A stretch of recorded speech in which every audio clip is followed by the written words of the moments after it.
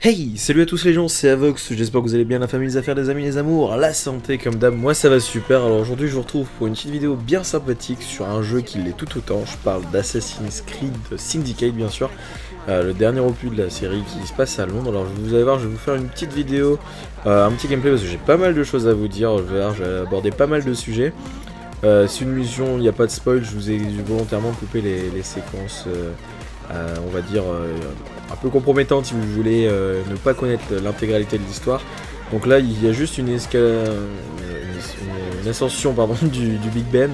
J'ai trouvé ça cool, c'est un peu l'équivalent dans Unity quand on monte sur la tour Eiffel. Il n'y a pas de spoil, du tout. C'est juste une petite mission comme ça où vous incarnerez la jumelle Fry, parce que contrairement à ce que j'avais cru au début dans les trailers, etc., je pensais qu'on jouait que Jacob Fry, mais non, on peut aussi jouer sa jumelle. Et en fait, vous jouez autant l'un que l'autre dans le jeu, donc c'est pas mal. Donc vous avez un peu deux héros sur cet opus, c'est pas si mal. Et puis voilà, vous voulez que je passe un petit peu, je me fais un peu plaisir. Je passe en mode GTA pour me faire un peu plus plaisir. C'est pas une vidéo que je joue en direct, là je commente après avoir joué, parce que tout simplement je savais pas si la mission contenait des spoilers ou pas, pour éviter que certains qui veulent se garder la surprise soient déçus si jamais je vous spoilais pas mal de choses. Donc là le seul truc à faire c'est d'escalader le Big Ben et ses environs pour aller chercher des fusils pour un certain personnage, l'équivalent de Léonard de Vinci dans Assassin's Creed 2.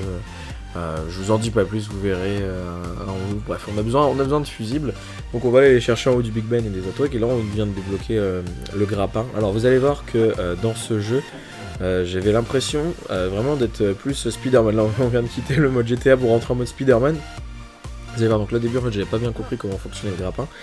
Mais même pour ce qui est quand on joue Jacob, quand on veut se balader dans la ville, j'ai trouvé qu'il y avait vraiment tout qui était possible à escalader en fait. C'est-à-dire que des fois dans les anciens Assassin's Creed, il y avait certains murs où bien il fallait soit passer par la fenêtre ou il fallait trouver d'autres points d'appui parce que c'était trop haut. Mais là, il y a vraiment quasiment aucun obstacle qui vous gêne. Même quand c'est juste un mur de briques, et ben vous avez quand même le personnage qui va jouer Yamakasi et qui va s'agriffer entre les briques. C'est assez... Enfin, c'est pas forcément décevant, mais disons que ça facilite grandement le jeu. Regarde là, vous voyez, je passe en mode, je vous dis, Spider-Man, il n'y a plus aucune ascension compliquée comme ça pouvait être le cas dans les autres Assassin's Creed. Il y a aussi eu un contrôle qui a été refait, alors ça par contre c'est vraiment bien. Vous allez le voir tout de suite après, je vous le redirai quand ce sera le moment, mais vous avez normalement, vous appuyez donc là sur PlayStation, ça doit être R2 et ça doit être RT sur Xbox lorsque vous avancez pour pouvoir tout simplement sauter, passer les escaliers et tout. Et puis des fois, on fait une grande ascension, on arrive tout en haut, on veut par exemple synchroniser ou même faire un saut de l'ange ou quoi que ce soit. On appuie sur RT dans la mauvaise direction sans faire exprès et boum, on tombe tout. Et on meurt tout simplement, désynchronisation, etc. Enfin bref, je suis sûr que vous connaissez la chanson si vous avez déjà joué à Assassin's Creed.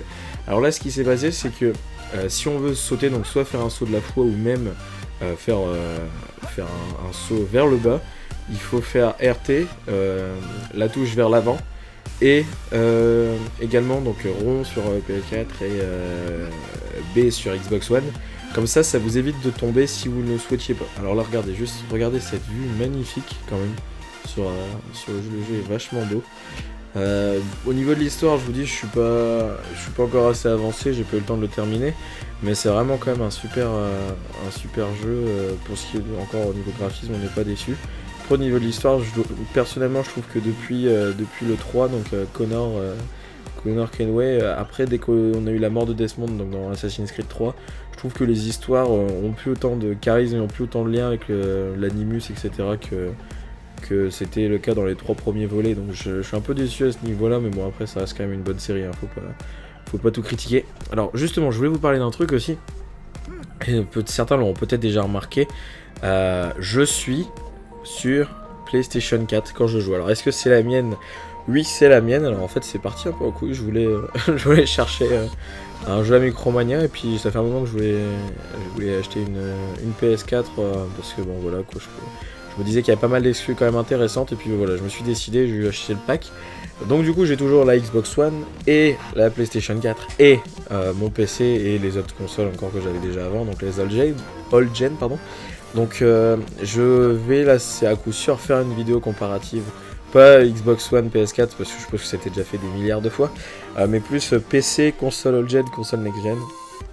Étant donné que j'ai toutes les cartes main, toutes les consoles et tout l'équipement possible pour pouvoir faire des comparatifs. Donc ça, s'il y a certaines personnes qui hésitent encore, est-ce que ça vaut le coup de passer sur un gamer, est-ce que vaut mieux passer sur old-gen, est-ce qu'il faut prendre la One, la PS4, je vous ferai peut-être un comparatif mais qui arrivera pas tout de suite, hein. Ça sera pas en 2015, c'est sûr, donc ça sera court en 2016, début 2017 j'espère. Ça fait longtemps que je veux faire cette vidéo mais j'ai pas le temps de la faire, enfin si, en soi j'ai le temps mais comme je veux vraiment qu'elle soit très aboutie, que ce soit un vrai comparatif et pas juste un ouais PlayStation 4 c'est mieux parce qu'il y a 60 FPS et puis voilà, enfin je veux vraiment que ce soit quelque chose d'abouti. Donc ça sera un peu plus long à réaliser et vous inquiétez pas. Le let's play sur Far Cry 4 que j'avais promis, je pense que je le ferai pas. Je préfère parce que là avec les études j'ai pas forcément beaucoup le temps de jouer. Et on va avoir d'ici quelques jours l'arrivée de Black Ops 3. Alors, non pas que je sois un fan du multijoueur ou de la campagne, c'est juste parce que ça va être le retour du zombie, du vrai zombie, j'entends par là, le vrai zombie de Treyarch, pas le zombie d'Advance Warfare, même si je suis sûr très bien, j'ai très peu joué et au niveau des secrets, je doute que ce soit à la hauteur des secrets de Treyarch. Alors là, vraiment, je vais essayer peut-être même de recontacter. Alors, pour ceux qui se souviennent et qui m'ont suivi tous mes débuts sur YouTube, la première année où je faisais des vidéos, c'était avec comment ça s'appelle. Alors regardez juste, je vous reprends là vous voyez, pour vous faire un saut de la foi, il faut appuyer sur rond. C'est-à-dire que vous pouvez pas tomber sans faire exprès entre guillemets. Donc c'était ça que je disais tout à l'heure. Donc je reprends ce que je disais. Quand je jouais aux zombies et on cherchait les secrets avec mon ami Digger01, il y avait aussi Gecko. Enfin bref, on avait une bonne petite équipe pour chercher les secrets. On avait même été parmi les premiers, peut-être même les premiers français à faire le secret de Mob of the Dead. Et pareil pour Origin, on avait vraiment fait, beaucoup de recherche de secrets. J'espère qu'on pourra se repermettre de faire ça. En tout cas, j'en ai vraiment l'envie, donc on va peut-être essayer de se refaire ça, on verra bien, il n'y a rien de prévu encore, mais en tout cas vous aurez pas mal de tutos.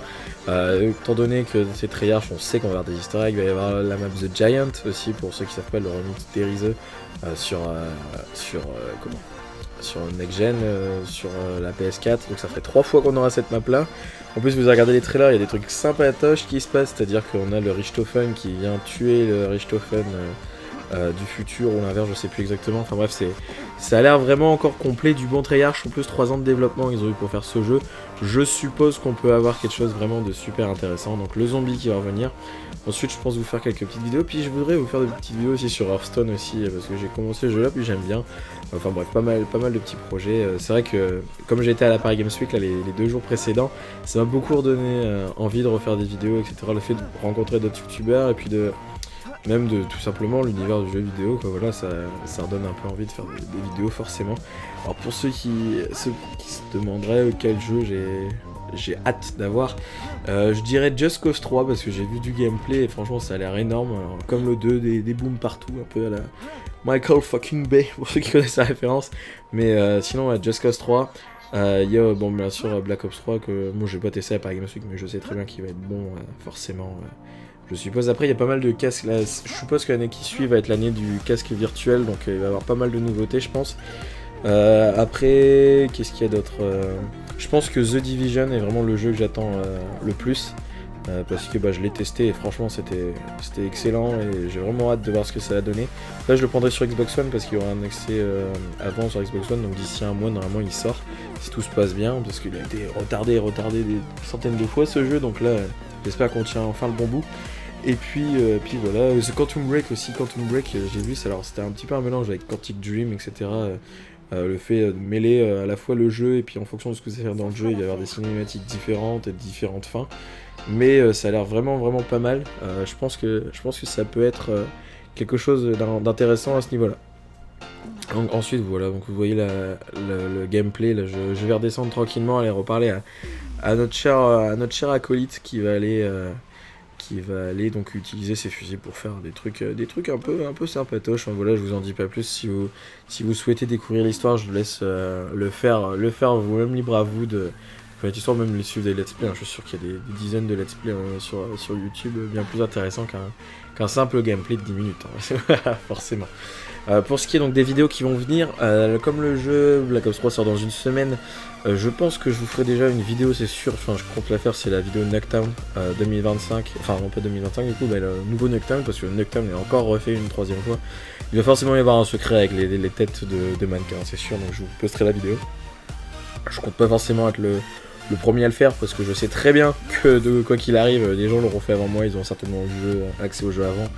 Par des vendeurs annexes tout simplement. Sinon il y aura donc forcément une vidéo du zombie, j'espère pouvoir faire le secret, mais comme je suis un peu en période d'examen en ce moment, les week-ends c'est pas forcément tout le temps que du jeu, je peux pas me permettre de jouer tout le week-end, donc je vais voir ce qu'il en est, puis je vous ferai une petite vidéo, pourquoi pas sur le multijoueur, la campagne je pense pas, mais le multijoueur peut-être, ça peut être intéressant si l'envie m'en prend. Après voilà, je pense que vous aurez pas mal de petites vidéos encore.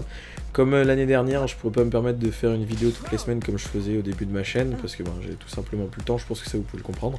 Mais sinon, c'est toujours autant... Il faut savoir que les vidéos que je fais, même si j'en fais moins fréquemment, je prends toujours autant de plaisir à les faire. Si je ferais pas de vidéos si ça me plaisait pas, c'est pour ça que d'ailleurs que des fois vous avez quelques périodes sans vidéos sur ma chaîne, parce que j'ai pas l'envie et j'ai pas envie de me forcer à le faire. C'est pour ça, c'est vrai que les gens qui sont réellement youtubeurs, dans le sens où ils ont leur salaire et qui comptent là-dessus pour vivre, je comprends, qui doivent faire des vidéos ou qu'ils ont des contrats tout simplement avec certaines firmes. Moi c'est pas le cas, j'ai la chance de pouvoir faire ça uniquement pour le plaisir, et donc du coup je fais ça vraiment quand l'envie m'en prend. Une dernière chose aussi, alors je vais me rapprocher d'une entreprise de réalité virtuelle que j'avais vue à la Paris Games Week, j'espère que ça va pouvoir se faire. Ça s'appelle Omido, c'est un casque de réalité virtuelle avec le smartphone, donc j'avais testé, c'est assez impressionnant. Je vais essayer de les contacter, savoir si éventuellement ça les intéresse que je fasse un petit test, etc. S'ils peuvent m'envoyer le casque, et je vous ferai, quoi qu'il arrive. S'ils ne l'envoient pas, je pense que j'essaierai quand même de m'en procurer un pour pouvoir faire des tests assez intéressants et puis pouvoir vous dire ce qu'il en est, parce que l'année prochaine, apparemment, ça serait l'année du casque virtuel si jamais vous n'avez pas encore atterri. Donc du coup, on pourrait avoir quelques petits trucs sympas. Donc je vais pouvoir, j'espère, tester ce casque et vous dire ce qu'il en est de ses performances. Voilà, bon écoutez, c'est sur une petite vision du Big Ben que je vais vous laisser, une vidéo assez longue, finalement 12 minutes, mais bon ça va, j'avais pas mal de choses à vous dire. J'espère que cette vidéo vous a plu, on se retrouve très bientôt du coup sur PlayStation 4 normalement pour du Black Ops 3, et puis voilà, je vous dis à très bientôt, c'était Avox, peace.